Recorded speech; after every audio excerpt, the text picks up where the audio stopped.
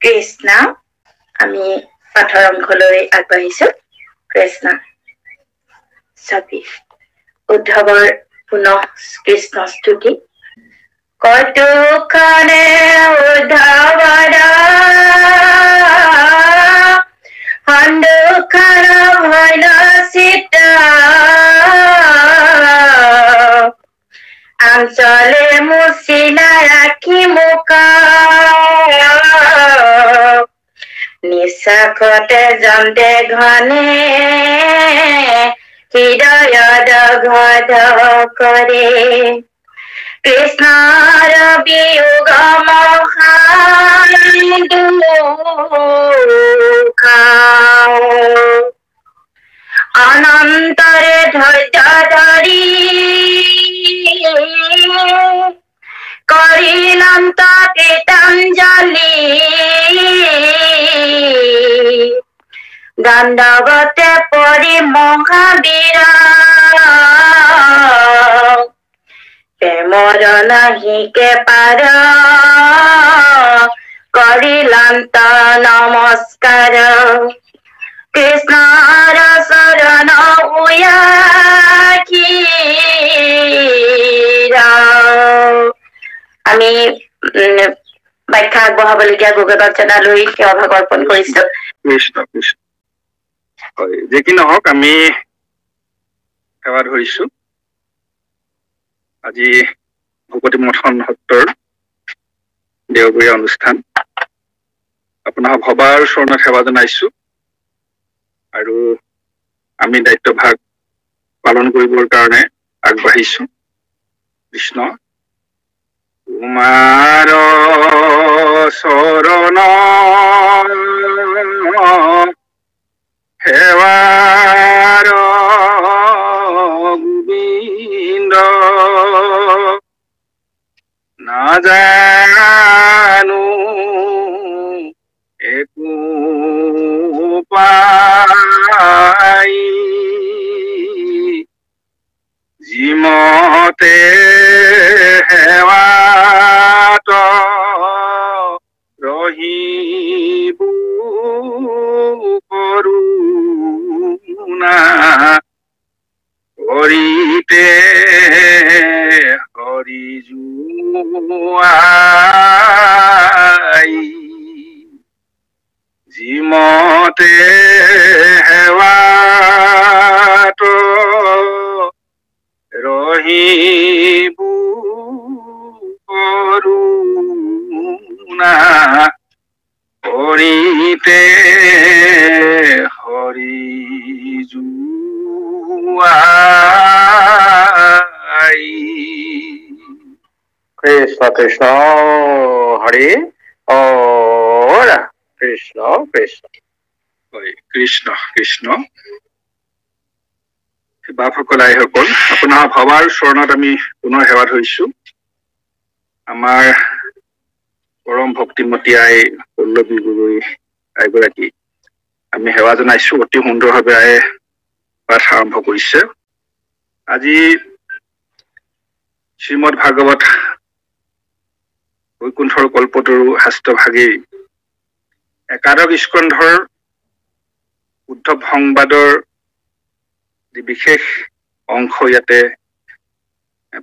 পাঠৰ বাবে আমি সকলোৱে সাজু হৈছো উদ্ধৱ সংবাদ একাদশ স্কন্ধৰ আৰু পৰৱৰ্তী অংশ হব শ্ৰীকৃষ্ণৰ বৈকুণ্ঠ প্ৰয়াণ এতিয়া উদ্ধৱ সংবাদ বুলি কোৱাৰ লগে লগে আমি বুজি পাওঁ যে কৃষ্ণ উদ্ধৱ সংবাদ অৰ্থাৎ কৃষ্ণ আৰু উদ্ধৱৰ মাজত কথোপকথন হৈছে বিশেষ মুহূৰ্তত বিশেষ কথোপকথন বিশেষ সংবাদ সংবাদ মানে বাণী সংবাদ মানে বাৰ্তা সংবাদ মানে দিহা উপদেশ পৰামৰ্শ এই কৃষ্ণই উদ্ধৱক যি সংবাদ বা যি বাণী বিলাইছে বিশেষ মুহূৰ্তত তাৰ যোগেদি আমাৰ মানৱ জীৱন সফল কৰিব পৰাকৈ পৰম তত্ত্ব ভক্তি ৰহস্য তত্ত্ব, যাক ৰহস্য ভক্তি বুলি কোৱা হৈছে, ইয়াতে প্ৰকাশ কৰা হৈছে। ভাগৱতৰ শেষৰ ফালে ইয়াত দ্বাদশৰ আগত আৰু দশম স্কন্ধৰ শেষত কৃষ্ণৰ লীলা শেষ হোৱাৰ পাছত কৃষ্ণ বৈকুণ্ঠ প্ৰয়াণৰ আগমুহূৰ্তৰ কথা ইয়াত। ভগৱন্তই আবিৰ্ভাৱ হয়, কিয় আবিৰ্ভাৱ হয়, কেতিয়া আবিৰ্ভাৱ হয়, এই আবিৰ্ভাৱ লীলা জন্ম ৰহস্য তত্ত্ব আমি সকলোৱে ভাগৱতৰ মাজেৰে বা অন্যান্য গ্ৰন্থৰ মাজেৰে শ্ৰৱণ কীৰ্তন কৰি থাকো। ভকতক উদ্ধাৰ কৰিবৰ কাৰণে যেতিয়াই ভকতে প্ৰয়োজন বোধ কৰে বা ধৰ্ম সংস্থাপনৰ প্ৰয়োজন হয়, অধৰ্ম বিনাশৰ প্ৰয়োজন হয়, দুষ্টক দমন কৰি শান্তক অন্ত মহন্ত ভকতক পালন কৰিবৰ কাৰণে, উদ্ধাৰ কৰিবৰ কাৰণে, ৰক্ষা কৰিবৰ কাৰণে, জগতত ধৰ্ম প্ৰৱৰ্তাবৰ কাৰণে যেতিয়াই প্ৰয়োজন হয় তেতিয়াই ভগৱন্তই নানা ৰূপেৰে অৱতাৰ হয়। মৎস্য কুমাৰ আদিময়ী অৱতাৰত ধৰো, ভকতে যিমতে বাঞ্চে সেই কৰ্ম কৰো। আৰু দাপৰ যুগত ভগৱন্তৰ ইয়াৰ পূৰ্ণ অৱতাৰ কৃষ্ণ সূৰ্য ভৈলন্ত উদিত, কৃষ্ণৰূপে ভগৱন্ত অৱতাৰ হৈছে, বিৰ্ভাৱ হৈছে সংসাৰ কাৰাগাৰত। আৰু বংশটোৰ নাম হৈছে যদু বংশ, বা যদু বংশৰ পৰা সকলোকে যাদৱ বুলি কোৱা হয়, যাদৱ বংশ বুলি কওঁ আমি, যদু বংশ বুলি কওঁ। যি নহওক, এই যদু বংশত কৃষ্ণ অৱতাৰ হল। আৰু কৃষ্ণ এজন নিজৰ পাৰিবাৰিক ভাৱে সহোদৰ নহলেও বংশত বা বয়সত ডাঙৰ হয়, সম্বন্ধটো ডাঙৰ,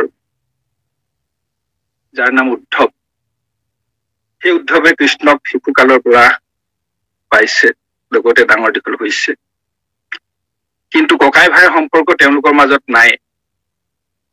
জাগতিক সম্পৰ্কৰ বিপৰীতে পৰম আধ্যাত্মিক তাত্ত্বিক সম্পৰ্কৰে, আত্মিক সম্পৰ্কৰে তেওঁলোক বান্ধ খাই আছে।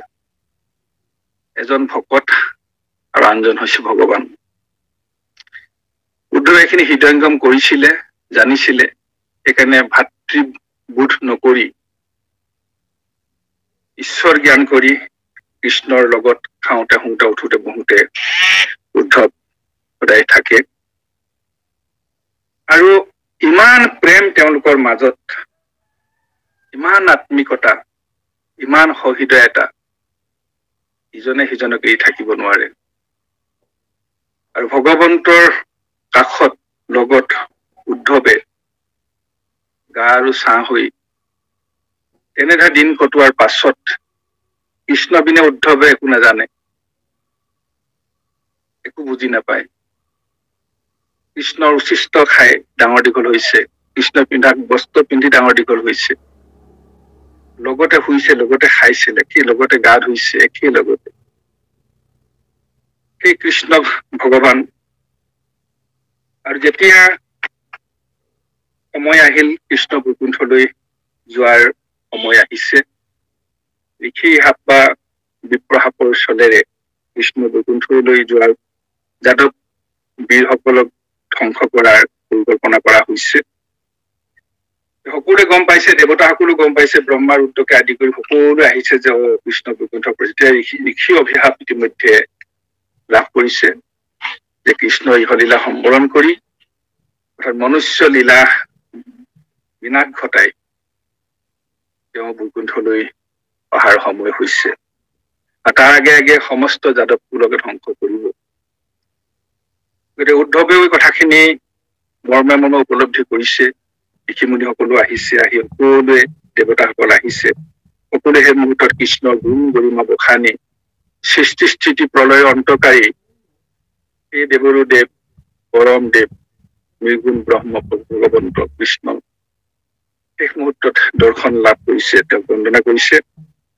আৰু কৃষ্ণ যাবগৈ, উদ্ধৱ কেনেকৈ থাকিব? উদ্ধৱৰ হৃদয়ে সহিব পৰা নাই প্ৰাণৰ বান্ধৱ কৃষ্ণ যাবগৈ উদ্ধৱক এৰি থৈ। মই জীয়াই থাকিব নোৱাৰো, হে কৃষ্ণ তুমি যোৱা, মোকো লগতে লৈ যোৱা। তোমাৰ অবিহনে মই কেতিয়াও জীয়াই থাকিব নোৱাৰো। পৰম বিষাদেৰে ইমানেই তেওঁৰ হৃদয় দগ্ধ হৈছে, নিজকে নিজে বুজাব পৰা নাই। এই পৰিৱেশ ইতিমধ্যে বৰ্ণিত হৈছে। আৰু এই বিশেষ মুহূৰ্তত এই অৰ্জুনক কৃষ্ণই এই বিষাদ যুগত বিশেষ তত্ত্ব জ্ঞান কথাৰে সৰি পৰা গাণ্ডীৱ অনুপুনৰ হাতত ওলাই দিয়াৰ দৰে পৰম ভক্তি তত্ত্ব জ্ঞান, ৰহস্য জ্ঞান, দিব্য জ্ঞান প্ৰদান কৰি উদ্ধৱক আশ্বস্ত কৰিব খুজিছে, প্ৰকৃতিস্থ কৰিব খুজিছে, হেৰুৱা ধৈৰ্য ঘূৰাই আনিব খুজিছে উদ্ধৱক কৃষ্ণই। গতিকে উদ্ধৱৰ সেই সময়ৰ সকলো চিন্তা, সকলো ভাৱনা কৃষ্ণই অতি সুন্দৰভাৱে, তাত্ত্বিকভাৱে তাৰ উত্তৰ দিছে, বুজাইছে, জ্ঞান দিছে। জ্ঞান বিজ্ঞানৰ যোগেদি কৃষ্ণই উদ্ধৱক ধৈৰ্যশীল কৰাইছে। আৰু সেই গোটেই কথাখিনি ইতিমধ্যে আগৰ পাঠত প্ৰকাশ হৈছে। আৰু শেষৰ ফালে আমি সকলোৱে পাইছো, কৃষ্ণই উদ্ধৱক কৈছে যে শুনা উদ্ধৱ, তুমি যাব নোৱাৰিবা। তুমি আমি দুই গলে মিলিব অনৰ্থ, লুপ্ত হইব জ্ঞান এইটো ভকতিৰ পন্থ। ইতিমধ্যে মই তোমাক ৰহস্য ভক্তি কথা কৈছো, যে সমস্ত ভূততে ব্যাপী আছো মই হৰি, সবাকো মানিবা তুমি বিষ্ণু বুদ্ধি কৰি। সমস্ত জীৱৰ হৃদয়ত মই থাকো, সমস্তৰে আত্মা প্ৰভু ভগৱন্ত, সবাৰো হিয়াত হৰি স্বভাৱে আচন্ত। এই জগতখন বিষ্ণুময়, গোটেই জগতখন ঈশ্বৰময়। কেৱল মোকে তুমি ঈশ্বৰ বুলি নাভাবিবা, এই জগতখনক তুমি ঈশ্বৰ যেন দেখিবলৈ চেষ্টা কৰা। ভাবা, তোমাক মই বিজ্ঞানময় কোষেৰে অনন্য মনুষ্য জীৱন প্ৰদান কৰিছো। মনুষ্য জীৱন অবাহন্তে শ্ৰেষ্ঠ আছে, দিব্য জ্ঞান পায়। এই দিব্য জ্ঞানৰ অধিকাৰী কেৱল মনুষ্য হব পাৰে, এই কথাখিনি কৈছে। আৰু সেই কথাখিনি শেষত কৈছে, সেইটো জ্ঞানময় দৃষ্টি বুলি কৈছে। জ্ঞানময় দৃষ্টিৰে, অৰ্থাৎ এই চাক্ষুক চকুৱে নহয়, চাক্ষুক আমাৰ চৰ্ম চকুৱে তুমি মোক যে এই ধৰণে দেখিছা, কিন্তু তুমি যেতিয়া দিব্য জ্ঞানেৰে চাবা, জ্ঞানৰ দৃষ্টিৰে চাবা, তেতিয়া তুমি সকলোখিনি দেখিবা যে সকলোতে মই আছো, সকলোতে মই আছো, সকলোতে তুমি মোকেই দেখিবা। বিষ্ণুময় দেখে যিটো সমস্ত জগত, মুকুত হৈ সেইটো চিৰকালত। এনেধৰণে বিভিন্ন ধৰণে আমি সেই পথসমূহ গাব খোজা নাই। কৃষ্ণই উদ্ধৱক বুজাইছে, জ্ঞান দিছে, পৰম জ্ঞান দিব খুজিছে, আৰু সংশয় দূৰ কৰি সমস্ত প্ৰশ্নৰ উত্তৰ দিছে। এইখিনি ইতিমধ্যে আমি পাঠত পাই আহিছো। এতিয়া আমাৰ শেষৰ ফালে আহিছে এই কথাখিনি, ৰহস্য ভক্তিৰ চৰম তত্ত্ব কথা কোৱাৰ পাছত শুনি উদ্ধৱ আৰু ৰহস্য ভকতি কৰিব অভ্যাসত তুমি চিৰ পৰিণতি। তুমি অভ্যাস কৰিবা, মোক সমস্ততে মোক দেখিবৰ কাৰণে তুমি অভ্যাস কৰা, সমস্ততে মই আছো, সেই ভাৱ আনা, সেই দৃষ্টিৰে তুমি চোৱা। বাহিৰে ভিতৰে জানা ইটো জগতৰ, পৰিপূৰ্ণ ভাৱে আছো পৰম ঈশ্বৰ। মই সমস্ত জগতত মই পৰিপূৰ্ণ হৈ আছো। তুমি প্ৰভু পৰমাত্মা, পূৰ্ণ ব্ৰহ্ম ঈশ্বৰ, জগতৰ আধাৰ। একে ব্ৰহ্ম তুমি থাকা সৃষ্টিৰ আদি, জগতৰ স্বৰূপে দেখো ভৈলন্ত বিদিত। জগত স্বৰূপে প্ৰভু ভগৱন্তই প্ৰকাশমান হৈ আছে, বিদিত হৈ আছে। সমস্তকে মই যেন দেখিবা, জ্ঞানৰ দৃষ্টি মোক কৰিবা প্ৰণামী। জ্ঞান দৃষ্টিৰে চোৱা, তেতিয়া সমস্ততে মোক দেখিবা। আৰু তেতিয়া তুমি সমস্তকে মোক যেতিয়া দেখিবা, সমস্তকে তুমি প্ৰণাম কৰিবা, সমস্তকে সেৱা কৰিবা। কুকুৰ চিগাল গদৰ ঘৰু আত্মাৰাম, জানিয়া সবাকো কৰি কৰিব প্ৰণাম। সেই তত্ত্বৰে তুমি তাৰ মাজত কোনো পাৰ্থক্য নেদেখা। দাঁতাত চুৰত সাধু নিজ কোনো পাৰ্থক্য তুমি বিচাৰি নাপাবা। তেতিয়া ইতৰ প্ৰাণী আৰু মনুষ্যৰ মাজতো তুমি পাৰ্থক্য বিচাৰি নাপাবা। তথাপিতো মই তোমাক কওঁ যে বিশেষত মনুষ্য গণত যিটো নোৱাৰে বিষ্ণু বুদ্ধি কৰিবৰ বাবে মান্য কৰে। প্ৰথম আখৰা তেনেকৈ কৰিব লাগিব। যিসকল মানুহ মনুষ্য পকত সন্ত মহন্ত সন্মুখত যিসকলক দেখি আছা, সেই মনুষ্য ৰূপক প্ৰথম ঈশ্বৰ জ্ঞান কৰিবলৈ চেষ্টা কৰা। তাৰপিছত সমস্ত তোমাৰ দম্ভ অহংকাৰ নাইকিয়া হৈ যাব। বৈষয়িক দৃষ্টি তোমাৰ নাইকিয়া হৈ যাব। কামকুট লোভমোহ দম্ভ অহংকাৰ ই হব বৈৰীৰ সংগে নাহিকে নিস্তাৰ। এই শত্ৰুবিলাক তোমাৰ মন জগতৰ পৰা চিন্তা জগতৰ পৰা আপোনা আপুনি আঁতৰি যাব। হবকে ঈশ্বৰময় দেখিবাগে। আৰু তেনেধৰণে এই দিব্য দৃষ্টি বা জ্ঞান দৃষ্টিৰে তুমি আগবাঢ়ি যোৱা, সমস্তকে মই যেন দেখিবা। এই ধৰণে সেই কথাখিনি কৈ অকণমান উদ্ধৱক আশ্বস্ত কৰিছে, উদ্ধৱ প্ৰকৃতিষ্ঠ হৈছে, ধৈৰ্য ধৰিছে উদ্ধৱে। তথাপিতো তেওঁ সম্পূৰ্ণ মুক্ত হব পৰা নাই, তেওঁ কৃষ্ণক এৰিব পৰা নাই। সন্মুখত থকা সেই কায়িক কৃষ্ণ, পঞ্চভৌতিক দেহাধাৰী মনুষ্যৰূপী কৃষ্ণ ভগৱন্ত, যিজনৰ লগতে সদায় আছিল অহৰ্নিশে, সেইজনৰ বিয়োগ সহ্য কৰিব পৰা নাই। ইয়াতে ছবিত কৈছে, কতোক্ষণে উদ্ধৱৰ সন্ধুক্ষণ ভৈল চিত্ত, আঞ্চলে মুচিলা আহি। ধৈৰ্য ধৰিছে, কিন্তু আকৌ এনেকুৱা এটা সময় আহি গৈছে, সন্ধুক্ষণ বুলি কৈছে। সন্ধুক্ষণ শব্দটো হৈছে এনেকুৱা এটা ক্ষণ, এনেকুৱা এটা সময়, যি সময়ত তেওঁ বুকুত হেঁচা মাৰি থকা বিষাদখিনি আকৌ উলিয়াই দিয়ে, আকৌ উতলাই দিয়ে। যেনে তেনে ঠাণ্ডা কৰিছে, কিন্তু আকৌ উতলি উঠে।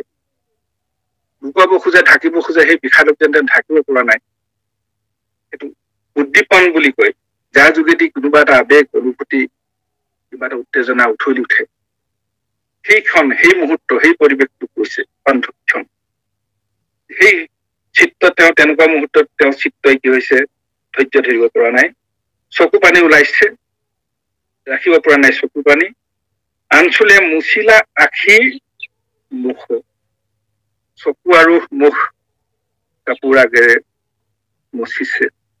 নিশ্বাসত এজন্তে ঘনে হৃদয় দগধ কৰি, কৃষ্ণৰ বিয়োগ মহাদুখ। হুমুনিয়াহ কাঢ়িছে, নিশ্বাস কাঢ়ি কাঢ়ি তেওঁৰ হৃদয় দগ্ধ হৈ গৈছে, জ্বলি পুৰি মৰিছে। তেওঁ হৃদয় জুইকুৰা নমাব পৰা নাই। হা কৃষ্ণ, মই কেনেকৈ থাকিম। অনন্তৰে ধৈৰ্য ধৰি কৰিলন্ত গীতাঞ্জলি, দণ্ডৱতে পৰি মহাবীৰে। উদ্ধৱকে মহাবীৰ বুলি কৈছে ইয়াতে। অনন্তৰে ধৈৰ্য ধৰি তেওঁ নিৰন্তৰ ভাৱে যেনে তেনে ধৈৰ্য ধৰিবলৈ চাইছে, আৰু যাতে বিষাদ নাহে, আৰু যাতে তেওঁ নিজকে তেনেধৰণে পাহৰি যাব লগা নহয়। গতিকে কৰিলন্ত গীতাঞ্জলি, তেওঁ গীতাঞ্জলি কৰিছে দুই হাত পৰপুতে, দুই হাতে অপুত হস্তৰে প্ৰণাম কৰিছে। কৃষ্ণ গুণ গৰিমা হৃদয়ত লৈ, কৃষ্ণ গুণ গৰিমা বখানি কৃষ্ণক প্ৰাৰ্থনা জনাইছে। দণ্ডৱতী পৰি মহাবীৰ, দণ্ডৱতে দণ্ডডালৰ দৰে পৰি গৈছে। অষ্ট অংগ মাতৃৰ লগত আনুভূমিক ভাৱে নিজৰ দেহটো পেলাই দি দণ্ডডালৰ দৰে কৃষ্ণই কি কৰিছে, উদ্ধৱে কৃষ্ণক প্ৰণাম কৰিছে। প্ৰেমৰ নাহিকে পাৰ কৰিলন্ত নমস্কাৰ, কৃষ্ণৰ চৰণ চুয়া হিৰে। গতিকে প্ৰেম, সেইটোকে কোৱা হয় প্ৰেম। প্ৰেমত ফুলিছে শতদল, প্ৰেমত ঘূৰিছে ভূমণ্ডল। প্ৰেমময় জগত, প্ৰেমেই আনন্দ, আনন্দই ব্ৰহ্ম, ব্ৰহ্মই আনন্দ, আনন্দই পৰমানন্দ, পৰম ব্ৰহ্ম। গতিকে ভগৱন্তই প্ৰেমেৰে জগত নিৰ্মাণ কৰিছে, আৰু প্ৰেমতে জগত চলি আছে। আৰু সেই প্ৰেম, ইজনে সিজনক ভাল পোৱা প্ৰেম, জীৱ আত্মা আৰু পৰমাত্মাৰ মাজত থকা প্ৰেম, এৰিব নোৱাৰা একাত্মবোধ, একান্ত, একতন্ত্ৰ, অবিচ্ছেদ্য, পৰম ভাল পোৱা, অনাবিল ভাল পোৱা। সেই কৃষ্ণৰ যি প্ৰেম, সেই প্ৰেমত তেওঁ দগ্ধ হৈছে হৃদয়, আৰু সেই প্ৰেমেৰে নমস্কাৰ কৰিছে কৃষ্ণৰ চৰণ চুই। সি চৰণত লগাই দিছে, হাতেও চৰণ স্পৰ্শ কৰিছে, আৰু মূৰটো চৰণত থৈ কৃষ্ণই উদ্ধৱে কৃষ্ণক প্ৰণাম কৰিছে, গীতাঞ্জলি কৰিছে, সেৱা কৰিছে। কৃষ্ণই কৃষ্ণ কৃষ্ণ কৃষ্ণ। মহাপ্ৰেময় অনুৰাগে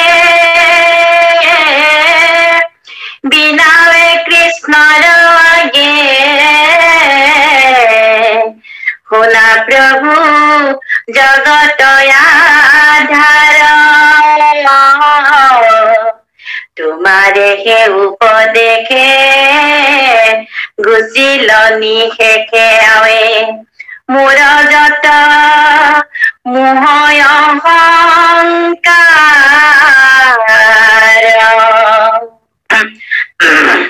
সূৰ্যৰ কাষত থাকে তাকে কি আন্ধাৰে থাকে বিজ্ঞান প্ৰদীপ মুখ দিলা বিষয়ৰ অভিলাষ দূৰ বৈল মোহ পাখ কিনো কৃপা বিতক কৰিলা কৃষ্ণ হয় মহাপ্ৰেম অনুৰাগে বিনাৱে কৃষ্ণৰ আগে শুনা প্ৰভু জগত আধাৰ হে প্ৰভু কৃষ্ণ তুমি জগতৰ আধাৰ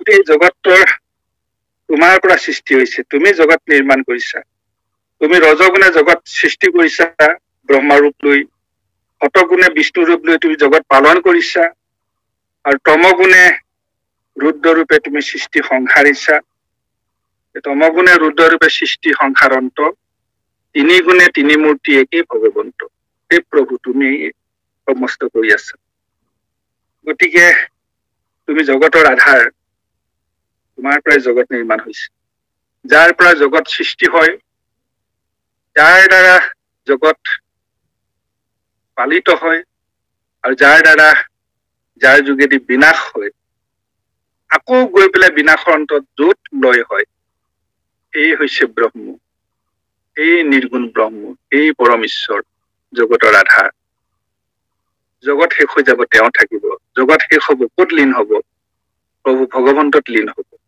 ভগৱন্তই আকৌ জগত নিৰ্মাণ কৰিব আকৌ সৃষ্টি কৰিব এই ধৰণে অনন্ত সময়ত প্ৰভু ভগৱন্তই জগত চলাই থাকে জগত নিৰ্মাণ কৰে সৃষ্টি কৰে পালন কৰে ধ্বংস কৰে এয়া হৈছে জগতৰ অনন্ত গতি সময়ৰ অনন্ত গতি আৰু মহাপ্ৰেম ভাৱেৰে এই কথাখিনি স্মৰণ কৰি উদ্ধৱে মহাপ্ৰেম ভাৱে মহা অনুৰাগেৰে হেঁপাহেৰে আকুলতাৰে আকুল ব্যাকুল ভাৱেৰে কাতৰে বিনাইছে কৃষ্ণৰ আগত যে তোমাৰ এষে উপদেশে গুচিল নিশেষে আৱে মূৰ মহা মোহ অহংকাৰ হে প্ৰভু হে কৃষ্ণ জগতৰ আধাৰ তোমাৰ উপদেশ মই শ্ৰৱণ কৰিলো তুমি উপদেশ দিলা উপদেশ মই শুনিলো মই হৃদয়ংগম কৰিলো যিমান পাৰিছো চেষ্টা কৰিছো আৰু শেষত গৈ গৈ তুমি ৰহস্য ভক্তি তত্ত্ব কথাৰে তোমাৰ আচল ৰহস্য বিদিত কৰিলা ভকতিৰ আচল ৰহস্য তুমি বিদিত কৰিলা আৰু মোক সেই তত্ত্ব জ্ঞান দি মোক তুমি ধন্য কৰিলা মোক মায়াতৰণৰ উপায় প্ৰদৰ্শন কৰিলা আৰু সেই পন্থেৰে মই মায়া তৰিব লাগিব আগৰ পাঠত সুন্দৰকৈ প্ৰকাশ পাইছে কৃষ্ণ নিজেই কৈছে হে উদ্ধৱ তোমাক মই মায়াতৰণৰে উপায় দিলো আৰু তুমি এই জ্ঞানেৰে মোৰ সান্নিধ্য লাভ কৰি মোৰ উপদেশ মোৰ বাণী শ্ৰৱণ কৰি এই উপদেশেৰে তুমি কাৰ্যকৰীভাৱে নিজৰ জীৱনত প্ৰয়োগ কৰি তুমি মায়া তৰিব পাৰিলা এই বুলি কৃষ্ণই নিজে উদ্ধৱ কৰি গৈছে তথাপিতো উদ্ধৱে মাজে মাজে উঠলি উঠে কিজানি হোৱা নাই সেই কাম তেওঁ যেন এতিয়াও মোহান্ধ হৈ আছে এই কথাখিনি আগে প্ৰকাশ পাইছে আৰু তাৰ লগতে মিলাই উদ্ধৱে কৈছে যে গুচিল নিশেষে নিশেষ শেষ নাই নিৰন্তৰ অৰ্থাৎ সম্পূৰ্ণ মই কি হৈছো মোৰ অহংকাৰ বিনাশ হৈছে মোৰ মায়া মোহ বিনাশ হৈছে এই জগতত কায়িক দেহ লাভ কৰিলো পঞ্চভৌতিক দেহা ইতিয় তেজ মোৰ উদ্যম এই দেহাময় চিন্তা এৰি বৈষয়িক চিন্তা এৰি জাগতিক চিন্তা এৰি আত্মিক চিন্তাৰে আত্মবোধেৰে মই মোক চিনি পোৱা হৈছো গতিকে মোৰ এটা জাগতিক কোনো অহংকাৰ নাই বৈষয়িক মায়ামোহ মোৰ নাই এইখিনি মই ত্যাগ কৰিব পাৰিছো বুলি ভাবিছো আৰু সূৰ্যৰ কাষত থাকে তাক কি আন্ধাৰে থাকে বিজ্ঞানৰ প্ৰতিপ মোক দিলা হে প্ৰভু কৃষ্ণ তুমি সূৰ্য তোমাৰ কাষত মই আছো গতিকে সূৰ্যৰ কাষত যি থাকে তাক জানো আন্ধাৰে আৱৰিব পাৰে তোমাৰ সান্নিধ্য প্ৰত্যক্ষভাৱে তোমাৰ সান্নিধ্য পোৱাৰ পাছত মই যদি তোমাক নাজানো মই যদি ভক্তি হৃদয়ঙ্গম কৰিব নোৱাৰো মই যদি মোক নিজকে উদ্ধাৰ কৰিব নোৱাৰো তেতিয়াহ'লে জগতৰ অন্য লোকে কেনেকৈ তৰিব গোটেই মনুষ্য জীৱন কেনেকৈ তৰণৰ উপায় পাব মনুষ্যই কেনেকৈ তৰিব বিজ্ঞানৰ প্ৰদীপ মোক দিলা আমাক ক'ব খুজিছে বিজ্ঞানময় প্ৰদীপ আমি পঞ্চভৌতিক দেহাটো লাভ কৰিছো আৰু এই দেহত আমি পঞ্চকোষী জীৱন লাভ কৰিছো মনুষ্যই এই পঞ্চকোষী জীৱনৰ মূল আধাৰ হৈছে বিজ্ঞানময় কোষ অৰ্থাৎ অন্নময় কোষ প্ৰাণময় কোষ আৰু মনোময় কোষেৰে অন্যান্য প্ৰাণী জগত চলি থাকে কিন্তু মনুষ্যৰ দুটা কোষ সংযুক্ত হৈছে এয়া হৈছে বিজ্ঞানময় কোষ আৰু আনন্দময় কোষ বিজ্ঞানময় কোষেৰে মনুষ্যে ভাল বেয়া উচিত অনুচিত কৰণীয় বৰ্জনীয় ধৰ্ম অধৰ্ম সকলোখিনি নিৰ্ণয় কৰিব পাৰে চিন্তা কৰিব পাৰে চিন্তা শক্তি লাভ কৰিব পাৰে চিন্তন ক্ষমতা মানুহৰ থাকে মানুহৰ সেই সাত্বিক ভাৱাপন্ন হৈ মানুহে সাত্বিক জীৱন যাপন কৰিব পাৰে জ্ঞানেহে জানিবা মুখ্যৰি নিদান শুদ্ধ শতক গুণে জানা মিলে তত্ত্বজ্ঞান সেই তত্ত্বজ্ঞান সাত্বিক ভাৱাপন্ন হৈ তত্ত্বজ্ঞানেৰে প্ৰকৃত জ্ঞানেৰে জ্ঞানী হৈ অৰ্থাৎ দিব্য জ্ঞান লাভ কৰি আমি ঈশ্বৰ সন্ধান কৰিব পাৰো আত্ম উদ্ধাৰ কৰিব পাৰো আত্মা নিজক চিনি পাব পাৰো যাক স্বৰূপ সিদ্ধি বুলি কোৱা হৈছে আত্ম অন্বেষণ কৰিব পাৰো আৰু সেই আত্ম অন্বেষণৰ সেই প্ৰদীপ যেতিয়া হৃদয়ত জ্বলিব তেতিয়া হৃদয়ত থকা সেই প্ৰভু ভগৱন্তক আমি দৰ্শন পাওঁ বাওঁ পাশে মায়া মাতৃ দক্ষিণে ভক্তি মাও দেখি ঋষি ব্যাস ঋষিৰ ৰোমাঞ্চ ভুই লগাও মায়াই বাধান্ত ভক্তি মাতৃ মেলা অন্ত দুই হানু মধ্যভাৱে আশ্ৰা ভগৱন্ত এই নাৰদৰ উপদেশে পৰম ভক্তি তত্ত্ব জ্ঞান হৃদয়ঙ্গম কৰি নিজৰ ভুল সংশোধন কৰা সেই ব্যাসে যেনেকৈ মায়া আৰু ভক্তিক দুভাগ কৰি ভক্তি মাতৃৰ যোগেদি মায়া মাতৃ বান্ধনত থকা প্ৰভু ভগৱন্তক উদ্ধাৰ কৰি এই হাঁহি থকা হৃদয়ত এই ইক্ষত হাঁহিৰে সেই প্ৰভু ভগৱন্তৰ এই ৰূপ দৰ্শন পাইছিল গতিকে উদ্ধৱই এই কথাখিনি হৃদয়ঙ্গম কৰিছে যে সেই বিজ্ঞানময় ৰূপেৰে আমি জীৱন যাপন কৰিছো সকলো মনুষ্যই উদ্ধৱক কোৱা এইখিনি কথা কৃষ্ণই আমাক কৈ আছে আমিয়ে উদ্ধৱ আমি কৃষ্ণ সান্নিধ্য পাইছো ভাগৱতৰ মাজেদি বাগ্ময় মূৰ্তিয়ে আমি সদায় পুৱা গধূলি সদায় ভগৱন্তৰ সং পাই আছো উদ্ধৱে যেনেকৈ পাইছিলে গতিকে সেই জ্ঞানেৰে শ্ৰৱণ কীৰ্তনৰ যোগেদি ভগৱন্তৰ গুণ লীলা শ্ৰৱণ কৰি আমি সেই দিব্য জ্ঞান বা সেই বিজ্ঞানময় প্ৰদীপ আমি হৃদয়ত জ্বলাব লাগিব বিষয়ৰ অভিলাষ দূৰ ভৈল মহ পাশ কিনো কৃপা ভৃত্যক কৰিলা আমি ভৃত্য তোমাৰ দাসৰো দাস হে প্ৰভু তোমাৰ মায়া আমাক বান্ধি আছিলে তোমাৰ এক অংশ আমি যত জীৱ যাক তোমাৰ মায়াৰে প্ৰভু মুহিলে আমাক সমস্তকে মায়া মুহি আছে আমি তোমাৰ ভৃত্য দাসৰো দাস কিন্তু তুমি কৃপা কৰিছা কৃষ্ণৰ কৃপাতেহে গোচৰ সংসাৰ হৈ হে প্ৰভু তোমাৰ কৃপাধন্য হৈ এতিয়া আমি সেই বিষয়ৰ অভিলাষ মই এৰিব পাৰিছো বিষয় আসক্তিৰ পৰা মই মুক্ত হ'ব পাৰিছো বিষয়ে মোক হাত বল দি মতা নাই সেইকাৰণে মই তোমাক যেন লগ পাব পাৰিলো লগ পাবলৈ সক্ষম হৈছো তোমাক জানিবলৈ সক্ষম হৈছো নিৰাশা ঈশ্বৰ কৃষ্ণ তাহাংক সন্মুখ ভুইল আশাক যিজনে পিঠি দিল অৰ্থাৎ জাগতিক কামনা বাসনা দেহময় চিন্তা দেহময় আসক্তি প্ৰেম ৰূপ গন্ধ স্পৰ্শ আৰু শব্দ এই পঞ্চ বিষয়ে তাৰণাৰ পৰা মুক্ত হৈ ভগৱন্ত তোমাক জানিবলৈ তোমাক বুজিবলৈ তোমাক চিনি পাবলৈ তুমি পৰমানন্দ তোমাৰ সান্নিধ্য পাই নিজে পৰমানন্দ হবলৈ সুযোগ পাইছো সুবিধা পাইছো প্ৰভু এয়া তোমাৰ কৃপা কৃষ্ণই আগবঢ় কৃষ্ণ আজিহে জানিলো আমি কিনো কৃপাময় স্বামী এত মান করুণা ভিতকা ঐ পান বন্ধু হৰি তোমাৰ চৰণ এৰি আৰু কোনে ভজিবে আনক তুমি জপ যজ্ঞ দান তুমি হে পৰম জ্ঞান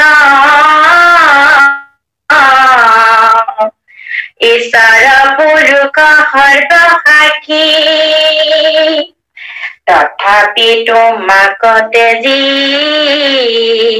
ক্ষুদ্ৰ দেৱতাক ভজি দিন দুপৰতে খাইলে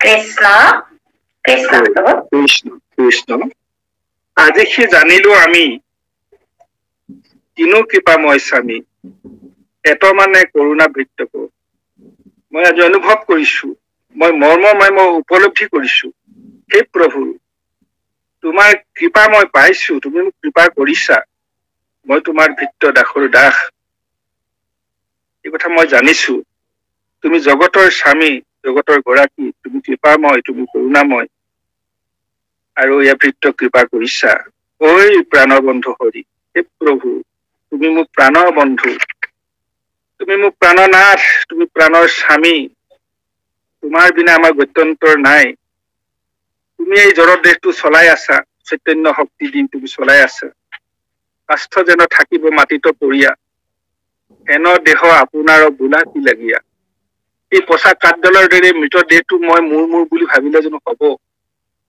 এই ইন্দ্ৰিয় কাৰ্য দেহটো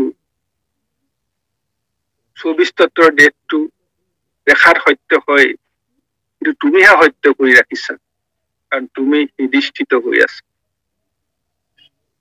সেইকাৰণে মই চৈতন্য শক্তি লাভ কৰিছো চালিকা শক্তি লাভ কৰিব পাৰিছো মই মনন কৰিব পাৰিছো যিকোনো কথা কব পাৰিছো খোজ কাঢ়িব পাৰিছো ভাবিব পাৰিছো চিন্তা কৰিব পাৰিছো তুমি যদি গুচি যোৱা তুমি যদি আঁতৰি যোৱা এই দেহটো অপবিত্ৰ হৈ যাব পচা কাঠডালৰ দৰে হৈ যাব গতিকে এই দেহময় চিন্তা মায়াময় চিন্তা বৈষয়িক চিন্তা সকলোখিনি মিছা সেই কথা মই অনুভৱ কৰিছো আৰু ইয়াত তোমাৰ কৃপা তোমাৰ চৰণ এৰি আৰু কোনে ভজিবে আনক গতিকে প্ৰভু তোমাৰ চৰণ এৰি আৰু বেলেগ কাৰোবাক ভজিব লগা যেনো আছে কাক ভজিবা তুমি জপ তুমি যজ্ঞ দান তুমি সি পৰম জ্ঞান ঈশ্বৰ পুৰুষ সৰ্বসাক্ষী তুমিয়ে তপ তুমিয়ে জপ তুমিয়ে যজ্ঞ তুমিয়ে দান সমস্ত ধৰ্ম তোমাৰ লগত সংযুক্ত হৈ আছে তোমাৰ বাদ দি আৰু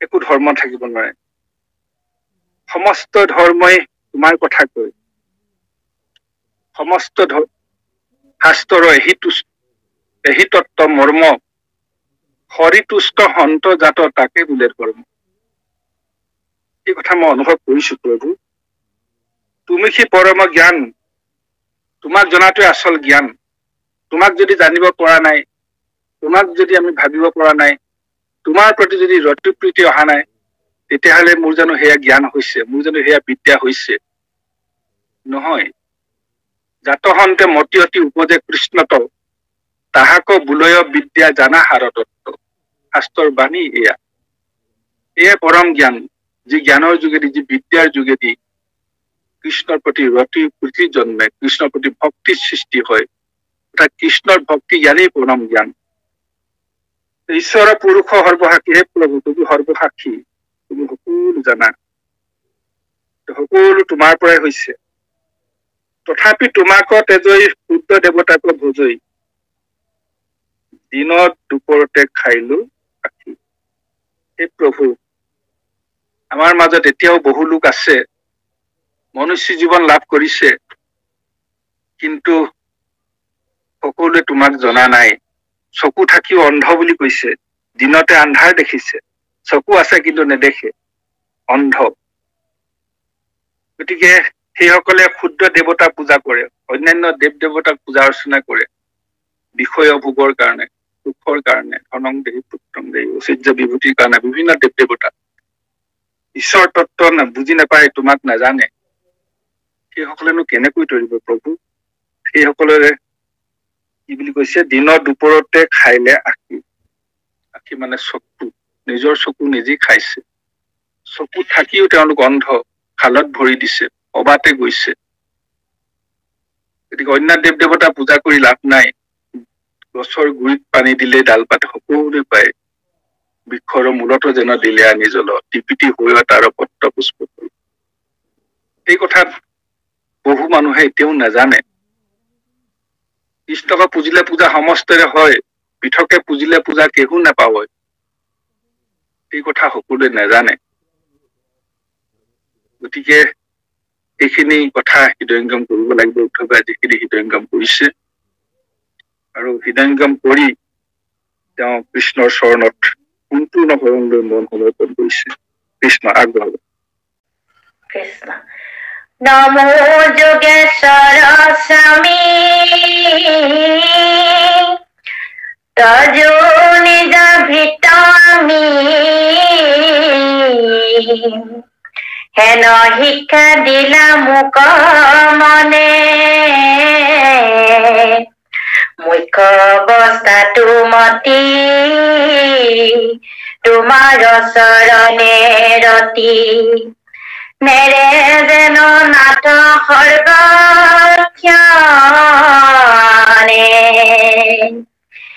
এহি মানে মাগো বৰণ কৃপাময় মহেশ্বৰ পৰিহীৰা চৰণৰ আগে এতে কবুলন্তে মাতি উপজিলা প্ৰেময়াতি কান্দন্ত উদ্ধৱে অনুৰাগে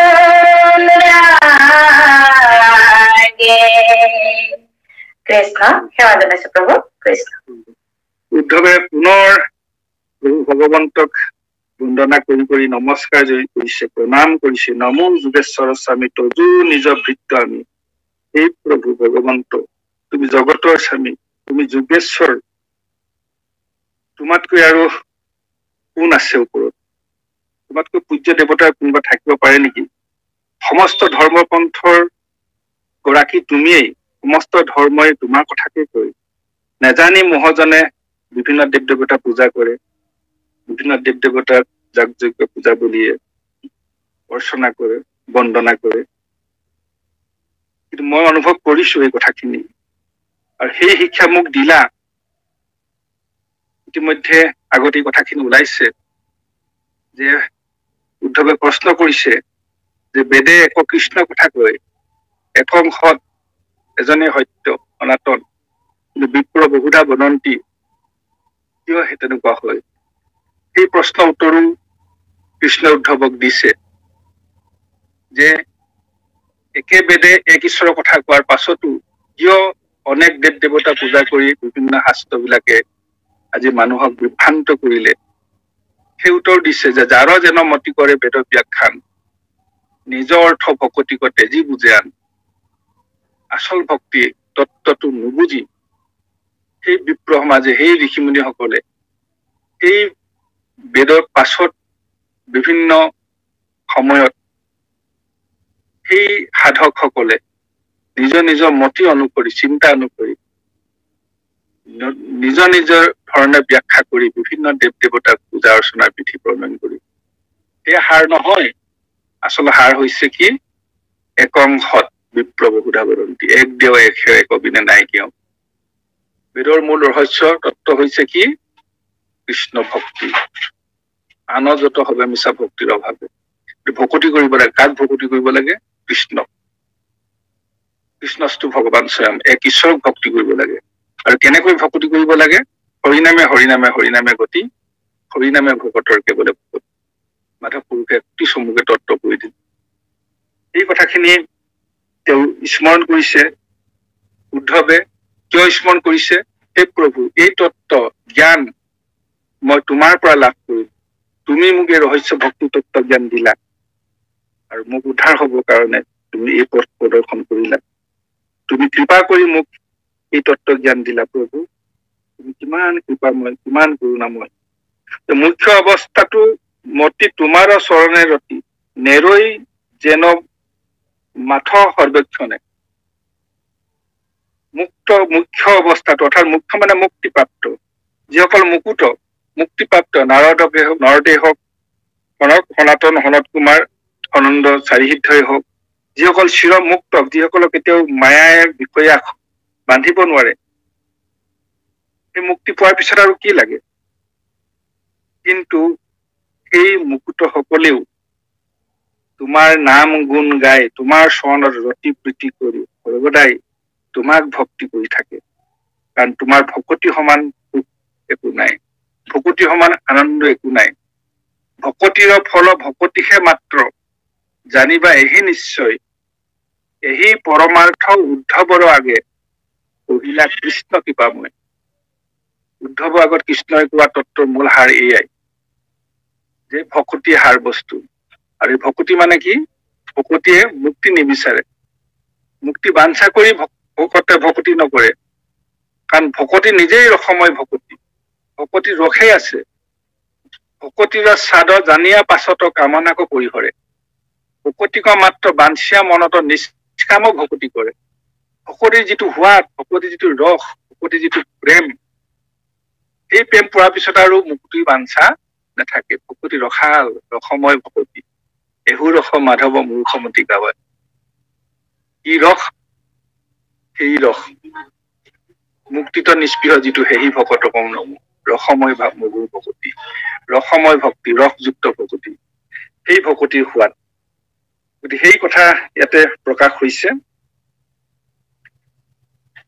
এহি মানে মাথো বৰ কৃপাময়ে মহেশ্বৰ পৰিহেৰাক চৰণৰ আগে গতিকে এহি মানে মাগু বৰ এই বৰ মোক দিয়া সেই প্ৰভু মোক বেলেগ বৰ নালাগে কি বৰ লাগে মোক তোমাৰ নাম লাগে তোমাৰ ভক্তি লাগে ঐশ্বৰ্য বিভূতি মোক নালাগে সেই প্ৰভু মহাঈশ্বৰ প্ৰভু ভগৱন্ত তোমাৰ চৰণত মই পৰিছো প্ৰণাম জনাইছো এটেকা বুলন্তে মতি উপজিলা প্ৰেমৰ ৰতি কানন্ত উদ্ধৱে অনুৰাগে তোমাৰ প্ৰতি ভক্তি ৰতি প্ৰীতি প্ৰেম মোৰ সদায় থাকক প্ৰভু সেইবোৰে মোক লাগে আৰু একো নালাগে আৰু এই ধৰণে পৰম অনুৰাগেৰে হেঁপাহেৰে পৰম আসক্তিৰে প্ৰেমাৰ অনুৰাগেৰে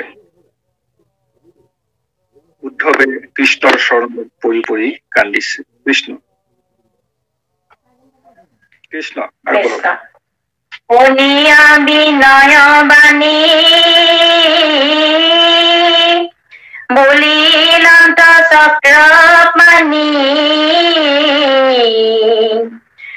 কহিধি মনৰ বাঞ্ছিত শুনি উদ্ধৱ বাপ এৰাইতো অনুতাপ বলা তুমি স্বভাৱে কৃতাৰ্থ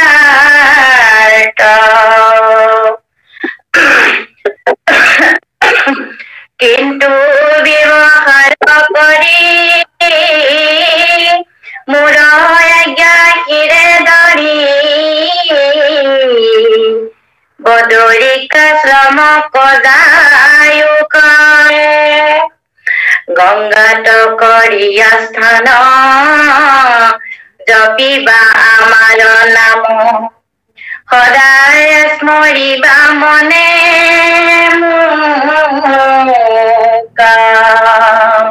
কৃষ্ণ কৃষ্ণ ধুনীয়া বিনয় বাণী এই ধৰণে পৰম বিনয় ভাৱেৰে উদ্ধৱে কৃষ্ণক কৰা যি কাকুতি মিনতি ৰতি প্ৰীতি বন্দনা প্ৰশস্তি এইখিনি হৃদয়ংগম কৰিছে কৃষ্ণই আৰু কৃষ্ণই কবলৈ আৰম্ভ কৰিছে বুলিলন্ত চক্ৰপাণি শৌক সিদ্ধি মনৰ বাঞ্ছিত সেই উদ্ধৱ তোমাৰ মনৰ বাঞ্ছা পূৰ্ণ হওক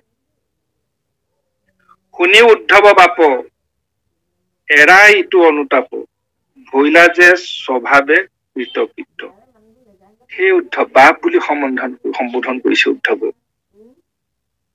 এৰা এই অনুতাপ তুমি এৰা মই যে যাবলৈ ওলাইছো বৈকুণ্ঠলৈ তোমাক এৰি থৈ যাম তুমি থাকিবা ধৰা ধামত মোৰ ধৰ্ম তুমি প্ৰৱৰ্তাই থাকিবা, প্ৰচাৰ কৰি থাকিবা, তোমাৰ আৰু মোৰ মাজত এৰাএৰি হ'ব, তাৰ কাৰণে তোমাৰ বিষাদ আহিছে। এই বিষাদ, এই অনুতাপ তুমি এৰা উদ্ধৱ। ভৈলা যে স্বভাৱে কৃতকৃত্য। এতিয়া এইখিনি কবলৈ গলে বহু কথা। স্ব মানে নিজ, নিজ মানে মই, অহম। মই কোন? মই পৰম ব্ৰহ্ম, নিৰ্গুণ ব্ৰহ্ম, জগতৰ আধাৰ, ঈশ্বৰ। আৰু মই তিনি গুণত বিভক্ত হৈ গুণময় সংসাৰ নিৰ্মাণ কৰিলো। আৰু সমস্ত জীৱ জগতৰ হৃদয় হৃদয় ময়ে আছো, সমস্ত জগতৰ মাজত মই বিদিত হৈ আছো। আৰু যিমানবোৰ দেখিছা, যিমানবোৰ আছা, সকলো ময়ে। এই যে পৰম তত্ত্ব, যেতিয়াই মই জগত নিৰ্মাণ তিনি গুণত বিভক্ত হৈ সেই বিৰাটৰ বিভূতি, বিৰাট পুৰুষৰ পৰা চৈধ্য ব্ৰহ্মাণ্ডৰ সৃষ্টি হল, আৰম্ভ হল। এতিয়াই মায়াৰ বান্ধনত আবদ্ধ হৈ জগতত সকলোতে মই মায়া সিঁচি দিলো, মায়াই নিৰ্মাণ কৰিলো জগত, মায়াই নিমিত্ত এই জগত। আৰু তোমাৰ অংশ আমি যত জীৱ যাক, তোমাৰ মায়েৰ বহু মহিলে আমাৰ। গতিকে সেই তত্ত্বৰে এতিয়া জীৱ আত্মা নাম লৈ পৰমাত্মাক পাহৰি গলো, পৰমাত্মাক চিনি নোপোৱা হলো। গুণময় সংসাৰত বিষয়ৰ মাজত মোহিত হৈ বিষয়বোৰত লাগি থাকোতে সেই নিৰ্গুণ ব্ৰহ্মক আমি পাহৰি গলো। জীৱ আত্মা পৰমাত্মা আমি দুয়ো ভাই, অকাৰণে বন্দী হৈলো চিনা জনা নাই। বিভিন্ন ধৰণে দিহা নামত কোৱা হয়, তত্ত্ব একেটাই। গতিকে সেই আচল মই কোন? মই আত্মা, আত্মা মানে মই পৰমাত্মা। কিন্তু এই বিষয় সংসাৰত মই জীৱ আত্মা ৰূপে আছো, পৰমাত্মাৰ অংশ। আৰু এই জীৱহে সত্য, জীৱৰ কাৰণে আমি জীৱন পাইছো। জীৱন শব্দটোক কবলৈ সুবিধা পাইছো জীৱ আছে কাৰণে। জীৱ মানে আত্মা, সেই তত্ত্ব জ্ঞান, সেই পৰম জ্ঞান। সেই কথাখিনি ইয়াতে হৃদয়ঙ্গম কৰিছে, ভৈলা যে স্বভাৱে কৃতকৃত্য। সেই জ্ঞান, সেই পৰম জ্ঞান, সেই তত্ত্ব জ্ঞান, সেই জগতৰ জ্ঞান, সমস্ত জগতৰ যে ঈশ্বৰ আছে, ৰহস্য ভক্তি তত্ত্ব কথা, দিব্য জ্ঞান, আধ্যাত্মিক জ্ঞান, পৰম জ্ঞান, ঈশ্বৰ জ্ঞান, সকলোখিনি কথা মই লাভ কৰি সক্ষম হৈছো। প্ৰভু তোমাৰ কৃপা এয়া। কিন্তু ব্যৱহাৰ কৰি মোৰ আজ্ঞাহীৰে ধৰি বদৰিকা চমক যাইব। সেই জ্ঞান লৈ সমস্ত জগতখনক তুমি মই বুলি ভাবা, সমস্ত জগতৰ মাজত তুমি মোক বিচৰা, আৰু বিশেষত মনুষ্যগণত তুমি প্ৰত্যেকজন মানুহকে তুমি মই বুলি প্ৰথম নিশ্চিতভাৱে ভাবি লোৱা, দৃঢ়ভাৱে ভাবি লোৱা। তেনেধৰণে তুমি বিষ্ণুময় জগতখনক বিষ্ণুময় দেখাৰ আখৰা কৰা, অভ্যাস কৰা। এই জ্ঞান ইতিমধ্যে দি আহিছে, ভক্তিতত্ত্ব জ্ঞান। আৰু সেই জ্ঞানকে মূল আধাৰ হিচাপে লৈ তুমি কি কৰা? তুমি বদৰিকা আশ্ৰমলৈ যোৱা এতিয়া। আৰু গৈ কি কৰিবা? গংগাত কৰিয়া স্নানত জপিবা আমাৰ নাম। গংগাত স্নান কৰিবা ধুনীয়াকৈ। তাৰপিছত জপিবা আমাৰ নাম। গংগাত গা ধুবা, বাহিৰখন পৰিষ্কাৰ হব, কিন্তু ভিতৰখন কেনেকৈ পৰিষ্কাৰ কৰিবা? ভিতৰখন পৰিষ্কাৰ কৰিবৰ কাৰণে মোৰ নাম জপ কৰিব লাগিব। মোৰ নামেৰে তুমি ভিতৰখন মন জগত, চিন্তা জগত ধুব লাগিব। বিষয় বাসনাবিলাক আঁতৰাব লাগিব এই চাফ চাবোন দি। এই চাফ চাবোন হৈছে কি? মোৰ নাম। মোৰ নাম জপ কৰিব লাগিব, সদায় নাম গাব লাগিব। খাওঁতে খাওঁতে উঠোতে বহোতে মোৰ নাম। পৰম মংগল শৰীৰ নামক সততে ফুৰিব গাই। মোৰ নাম বস্তু তোমাৰ লগত সততে থাকিব লাগিব। হৃদয়ে স্মৰিবা মনে মোক। আৰু কোনো সময়ত তুমি হয়তো গাব নোৱাৰিবা, কব নোৱাৰিবা, শুনিব নোৱাৰিবা। কহন্তা থাকিলে কৰ্ণ পাতিয়া শুনয়, শুনন্তা থাকিলে শ্ৰদ্ধাই কহয়। আৰু কহিবাক শুনিবাক যদি নাপাৱন্ত, পৰম শ্ৰদ্ধাই বহি আপুনি গাৱন্ত। এতিয়া তুমি কি কৰিব লাগিব? নিজেই গুণগুণাই গাই থাকিবা। আৰু গুণগুণাই গাই থাকিবলৈ অকমান বেয়া পালেও সম্পূৰ্ণ ভিতৰত নিজে মনন কৰি থকা, স্মৰণ কৰি থকা, স্মৰণ ভক্তি। স্মৰণ ভক্তি, শ্ৰৱণ কীৰ্তন ভক্তি যেতিয়া ৰস পাবা, সোৱাদ পাবা, তেতিয়া যেতিয়া কথা কব নোৱাৰিবা তুমি, তেতিয়া তুমি কাণেৰে নুশুনিবা, কাণ কৰ্ণ ইন্দ্ৰিয় পৰি যাব। তুমি মুখেৰে কথা কব নোৱাৰা হবা, এসময়ত বাক শক্তি তুমি হেৰুৱাই পেলাবা, কীৰ্তন কৰিব নোৱাৰিবা। পৃথিৱীতে যত ধৰ্ম আছে শ্ৰেষ্ঠতৰ, সবাতো কৰিয়া শ্ৰেষ্ঠ কীৰ্তন কৃষ্ণৰ। ভগৱন্তৰ গুণনাম কীৰ্তন শ্ৰেষ্ঠ ধৰ্ম, তুমি সেইটো কৰিব নোৱাৰিবা। আৰু হৰি ভকতিৰ আদি চাদি জানিবা শ্ৰৱণ ধৰ্ম পালন কৰিব তুমি নোৱাৰিবা।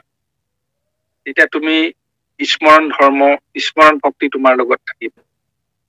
সেই সম্পদ তোমাৰ স্মৰণ ভক্তি। কণ্ঠ নিৰোধনে তোমাৰ স্মৰণৰ কথা ঘোষাত আমি সদায় গাই থাকো। বাতৰ পিত আদি যত কণ্ঠ নিৰোধনে তোমাৰ স্মৰণৰ কথা। গতিকে তোমাক স্মৰণ কৰিম, স্মৰণ কৰি পাৰ হব লাগিব। গতিকে এই কথাখিনি উপদেশ দিছে আই কৃষ্ণ। কৃষ্ণ কৃষ্ণ। মনক নিয়ম কৰি বাকলি বখন ধৰি থাকিবা ফল মূল ভক্ষী তৰিবা সংসাৰ ক্লেশ ভকতিৰ উপদেশ প্ৰবন্ধে নকৰিবা কি উবেক পৰম সিদ্ধি অৰ্ধাখিবা থিৰ বুদ্ধি তোমাত কহিলো যিটো জ্ঞান মোৰ আজ্ঞা হিৰে ধৰি বিলম্বক পৰিহৰি এদিক্ষণে ৰাইটো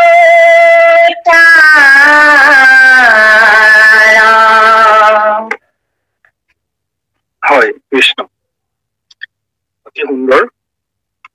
মনক নিয়মন কৰি বাকলি বসন ধৰি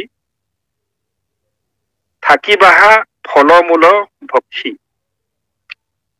তুমি মন নিয়মন কৰিব লাগিব, মনটোক তুমি নিয়ন্ত্ৰণ কৰিব লাগিব। মন আমাৰ আটাইতকৈ ডাঙৰ শত্ৰু। আমি যিমানবোৰ কাম কৰো মনেৰে কৰাই, ইন্দ্ৰিয়ে কাম নকৰে, মনেহে কৰে। কিন্তু মনটোক নেদেখো, আমি ইন্দ্ৰিয়বিলাকক দেখো। মনটোৱে যা বুলি কলে ভৰিকেইটা চলি যাব, ধৰ বুলি কলে হাতখনে ধৰিব, চা বুলি কলে চকুৰে চাব, শুন বুলি কলে কাণেৰে শুনিব। সমস্ত ইন্দ্ৰিয়ক কিহে চলাই? মনেৰে চলাই। যতেকৈ ইন্দ্ৰিয় আছে মনৰ অধীন, মনৰ খে আজ্ঞা পালি থাকে ৰাতি দিন। গতিকে মন হৈছে ইন্দ্ৰিয়বিলাকৰ ৰজা। আৰু সেইকাৰণে আমাক কৈছে মহাপুৰুষ গুৰুজনাই ভক্তি ৰত্নাকৰতো গুৰুজনাৰ কলমেৰে নিগৰি ওলাইছে যে বাহি আছে মন বৈৰি অতিকে দুৰ্জয়, আত্মা ঈশ্বৰক বঞ্চি লেক তিখৈ। আমাৰ আটাইতকৈ ডাঙৰ শত্ৰুটো হৈছে মন বৈৰী, মন বৈৰী, গতিকে দুৰ্জয়। তাক জয় কৰা বহুত টান, বহুত কঠিন, সহজে জয় কৰিব নোৱাৰি। আৰু সেই মনক যেতিয়া জয় কৰিব নোৱাৰি, মনক যেতিয়া আমি পৰাভূত কৰিব নোৱাৰিম, মনক যেতিয়া নিয়ন্ত্ৰণ কৰিব নোৱাৰিম, তেতিয়া আমি ঈশ্বৰৰ পদে যিটো কথা কৈছে, আত্মা ঈশ্বৰক বঞ্চি লেক তিখৈ, অৰ্থাৎ আমি কেতিয়াও আত্মা ঈশ্বৰৰ সন্মুখ হব নোৱাৰিম। ঈশ্বৰ সেৱাৰ পৰা আমি বঞ্চিত হম। ঈশ্বৰ প্ৰাপ্তিৰ পৰা, পৰম জ্ঞান প্ৰাপ্তিৰ পৰা, ভগৱত প্ৰাপ্তি বা মুক্তি প্ৰাপ্তি বা মনুষ্য জীৱন সফল কৰা যিটো ৰাস্তা, ভক্তি সাধনাৰ পৰা আমি আঁতৰি থাকিব লাগিব। সেই ক্ষেত্ৰত আমি আগবাঢ়ি যাব নোৱাৰিম। আমি চূড়ান্তভাৱে পৰাজিত হম, মনুষ্য জীৱন বিফল হব। ঈশ্বৰ চিন্তাই যদি কৰিব নোৱাৰো, ঈশ্বৰ সাধনাই যদি কৰিব নোৱাৰো, এই মনুষ্য জীৱন লাভ কৰা কি সাৰ্থকতা থাকিব? গতিকে বিষয়ৰ আশা ভংগে ভক্তৰ হৰি, বিষয় উপদেশে বিস্তাৰ হৰি। বিষয়ভোগক আমি বিস্তাৰ নিচিনা ত্যাগ কৰিবলৈ কৈছে। আৰু বিষয় বিমুখ যেতিয়া হওঁ, বিষয় আসক্তিৰে পাব লগাটো যেতিয়া নাপাওঁ, প্ৰকৃত ভকতে দুখ নাপায় বোলে, সুখহে পায়, আনন্দও কৰে। বিষয়ৰ আশা ভংগে ভক্তৰ হৰিষ বিষাদ নহয়, হৰিষ বুলি কৈছে, আনন্দ। গতিকে বিষয় সম্বন্ধ সুখ সমস্ত যোনিতে পায়, হৰি সেৱা একো স্থানে নাই। আমাৰ নামঘোষাত সদায় আমি সকলোৱে গাই থাকো, হৰিৰ সেৱাৰ যোগ্য কেৱলে মনুষ্য তনু জানি ফুৰা হৰি গুণ গায়। মনুষ্য হৈ যদি আমি ঈশ্বৰ চিন্তা নকৰো, বিষয়তে লাগি থাকো, পশু আৰু আমাৰ মাজত কোনো পাৰ্থক্য নাথাকে। হেন বিষয়ত কৰে মনুষ্য হৰিষ, পশুৱেৰে তেবে আৰু কিবা বিষদিশ। যদি এই বিষয় বাসনাতে যদি লাগি থাকো, ঈশ্বৰ সাধন মাৰ্গত যদি আমি গতি নকৰো, খোজ নিদিওঁ, তেতিয়াহলে ইতৰ প্ৰাণী আৰু আমাৰ মাজত কোনো পাৰ্থক্য নাই বুলি কৈছে। নিশ্বাস কাহন্ত যেন সহজে নাতি, ফুচ ফাঁচ কৰে যেন কমাৰৰ ভাটি। এই কমাৰৰ ভাটিটোৰ দৰে ফুচ ফাঁচ কৰি আছে উশাহ নিশাহ আমি যেনেকৈ লৈ থাকো, সেই উশাহ নিশাহ কমাৰৰ ভাটিটোও লয়। গতিকে ঈশ্বৰ বিমুখ কেৱল বিষয়ৰ লগত লাগি থকা মনুষ্যক এই কমাৰৰ ভাটিৰ লগত তুলনা কৰিছে। গতিকে এই মন হতটোক আমি বস কৰিবই লাগিব। গতিকে মনে জুইকে যাৱে জীৱে বোলে মই যাওঁ, মনে যিবা খাওঁ জীৱে বোলে মই খাওঁ, মনে যিবা কৰে জীৱে বোলে মই কৰো, মনৰ মৰণে জীৱে বোলে মই মৰো। গতিকে মনময় গতি হলে নহব, জীৱৰ গতিটো পৰমাত্মা সন্ধানত যাব লাগিব, বিষয়ৰ সন্ধানত গলে নহব। কিন্তু মন আৰু জীৱক আমি ফালিব লাগিব, একাকাৰ হৈ আছে। তাকে বোলে জীৱ মন এৰে ভিন্ন নুই, এক পিণ্ড ভুইলে যেন লোহা অগ্নি দুই। গৰম লোহাডালত যেনেকে জুই আৰু লোহা এক হৈ থকাৰ দৰে মন আৰু জীৱটো এক হৈ যদি থাকে, মনে জুইকে যাৱে জীৱে বোলে মই যাওঁ। গতিকে মনৰ কৰ্মকই জীৱে মোৰ বুলি মানে, কৰ্ম পাশে বন্দী জীৱ সেহিয়ে নিদানে। মনময় কাম বৈষয়িক কামকে যেতিয়া জীৱই মই কৰিছো, মই খাইছো, মই সোৱাদ পাইছো বুলি যদি ইন্দ্ৰিয় ভোগকে যদি লাগি থাকে, সেই জীৱই কেতিয়াও গতি নাপায়, ঈশ্বৰমুখী হব নোৱাৰে, পৰমাত্মাৰ সন্ধান নাপায়। সি জীৱ আত্মা জীৱ কৰ্ম বাসনা অনুসৰিয়ে এই জগতত জন্ম মৃত্যু চক্ৰত ঘূৰিয়ে থাকিব। কৰ্মপাশে বন্দী জীৱ সেহিয়ে নিদানে।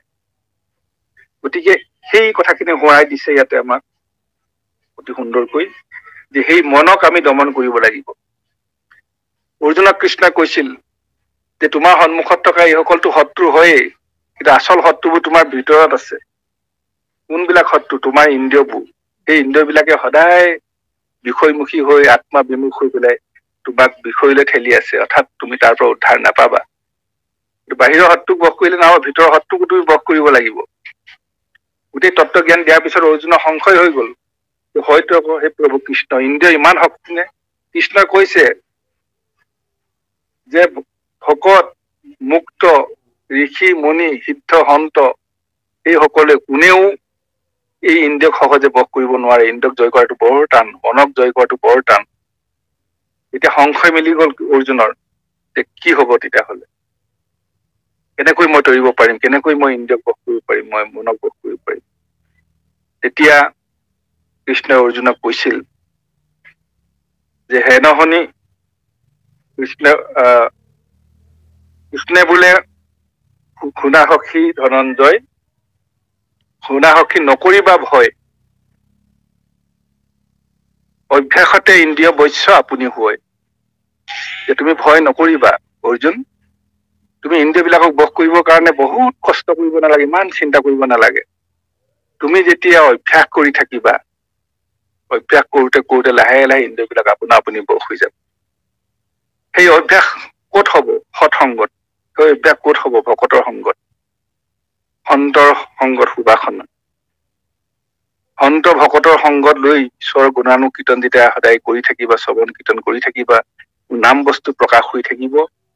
গুণ লীলা শ্ৰৱণ কীৰ্তন কৰোতে কৰোতে কৰোতে কৰোতে সেই ভকতিৰ সোৱাদ যেতিয়া পাব জীৱই, এতিয়া সেই জীৱই আপোনা আপুনি জাগতিক কামনা, ইন্দ্ৰিয় কামনাবিলাকৰ পৰা আঁতৰি যাব পাৰিব। ভকতিৰ চাদৰ জানিয়াৰ পাছত কামনা কৰি হলে ভকতি সোৱাদ পোৱাৰ লগে লগে সেই জাগতিক কামনাবিলাক লাহে লাহে নিজে নিজে নাইকিয়া হৈ যাব অৰ্থাৎ ইন্দ্ৰিয়বিলাক নিজে নিজে বশ হৈ যাব লাগে তাৰ কাৰণে সন্তৰ সংগত সদায় ভকতি কৰিব লাগিব শ্ৰৱণ কীৰ্তন ধৰ্ম পালন কৰিব লাগিব আন্তৰিকতাৰে সহৃদয়তাৰে পৰম বিশ্বাসে মিলয় হৰি তৰ্কে বহু দূৰ গতিকে এই কথাখিনি আমাক সোঁৱৰাই দিছে তাৰপিছত কৈছে যে বাকলি বখন ধৰি অৰ্থাৎ এই ৰজগুণী লজ্জা নিবাৰণৰ কাৰণে আমি বস্ত্ৰ পিন্ধিব লাগে আমি তাতোকৈ আৰু বহুত বেছি কিবা ৰূপ ৰসৰ প্ৰয়োজন নাই বিলাসিতাৰ প্ৰয়োজন নাই আমি ৰজগুণী হবৰ কোনো প্ৰয়োজন নাই লজ্জা থাকিব লাগে আৰু লজ্জা থাকিবৰ কাৰণে দুডোখৰ বস্ত্ৰ লাগে গতিকে নিজৰ মনটোক নিয়মন কৰিবা তাৰমানে সেইটো ক'ব খুজিছে থাকিবাহা ফলমূল খাই ভক্তি অৰ্থাৎ আমি জীৱন ধাৰণ কৰিবৰ কাৰণে বহুত টকা বহুত দামী কিবা খানা খাব নালাগে সাধাৰণভাৱে জীৱনটো ধাৰণ কৰিবৰ কাৰণে আমি ফল মূলেই যথেষ্ট গতিকে এইখিনি কথা বহল নকৰো আমি সকলোৱে হৃদয়ংগম কৰিছো নিজৰ জীৱনলৈ বৰ্তমান আমাৰ সমাজৰ মাজলৈ আমি যদি টানি আনো কথাখিনি নিজেই অনুভৱ কৰিব লাগিব তৰিবা সংসাৰ ক্লেশ ভকতিৰ উপদেশ প্ৰবন্ধে আনকো দিবা সখী এইটোৱে হল পৰম তত্ত্ব কৈছে এটা যে তুমি সংসাৰ ক্লেশ তৰিবাই তুমি কীৰ্তন ধৰ্ম পালন কৰিবা আনক তুমি প্ৰচাৰ কৰিবা ভকতিৰ উপদেশ সকলোকে দিবা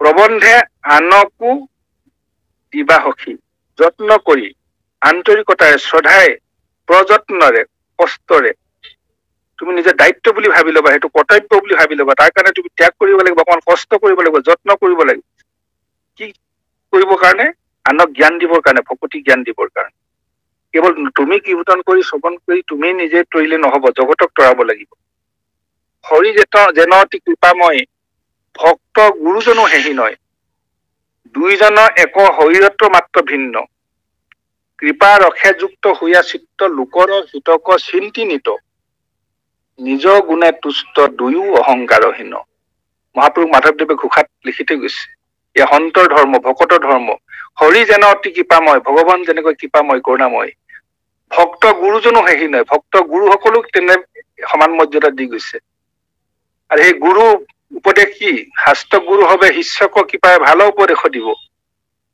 শিষ্য হবে শুদ্ধ ভাৱে নধৰিলে তাৰা হবে কি কৰিব শাস্ত্ৰই গুৰুৱে উপদেশ দি আছে আৰু আমাৰ ভকতকো নি পেলাই একেটা স্থানত থৈ দিলে তুমি ভকত তুমিও সমান তুমিও সমকক্ষ তোমাৰো সেই ধৰ্ম তুমিও সেই দায়িত্ব পালন কৰিব লাগিব অৰ্থাৎ জগতৰ কল্যাণৰ কাৰণে তুমি চিন্তা কৰিব লাগিব লোকৰ হিতক চিন্তি নিত জগতৰ কল্যাণ সহস্ৰজনৰ সৰ্ব মানৱৰ কল্যাণৰ কাৰণে তুমি চেষ্টা কৰিব লাগিব চিন্তা কৰিব লাগিব নিজ গুণে তুষ্ট দুয়ো অহংকাৰহীন এই কথাখিনি উদ্ধৱে হৃদয়ংগম কৰিছে উদ্ধৱৰ অহংকাৰ বিনাশ হৈছে বৈষয়িক ধাৰণাৰ পৰা উদ্ধৱ আঁতৰি আহিছে সমস্ত কৰ্মক মই কৰো বুলি মানে অহংকাৰৰ তাৰণা মই জানিবা আপোনে অলপ আগত সেই কথাখিনি কৈছে যে অহংকাৰ তুমি ত্যাগ কৰা তোমাৰ অহংকাৰ নাইকিয়া কৰিলো মই উদ্ধৱে নিজে কৈছে প্ৰভু তুমি মোৰ অহংকাৰ নাইকিয়া কৰিলা তুমি মায়া মোৰ নাইকিয়া কৰি দিলা অৰ্থাৎ মই এতিয়া নিজকে মই বুলি অহংকাৰ কৰা কোনো কথা নাই তুমি কৰিছা যি কৰিছা হৃদয়স্থিত হৈ